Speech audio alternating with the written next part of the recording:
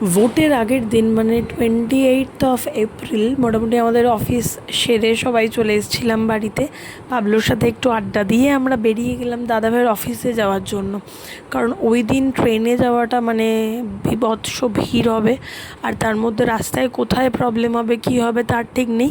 তো দাদাভাইয়ের ওখানে চলে গিয়েছিলাম, গিয়ে আমাদের একসাথে যাওয়ার প্ল্যান ছিল, বাট আমাদের এত খিদে পেয়ে গেছিলো তো আমরা প্রথমে ডিসাইড করলাম যে আমরা একটুখানি রোল খাবো, যেটা আমরা প্রত্যেকবারই করি।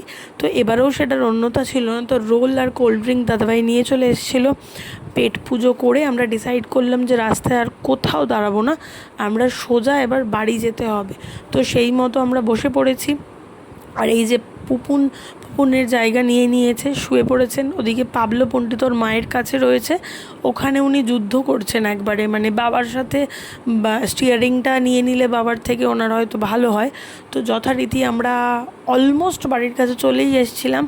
আর মিষ্টিটা তো নিতেই হবে, কারণ বাড়ি যাব আর মিষ্টি নেওয়া হবে না মৌচাকের তাই বলে, তো সেটা তো হয় না।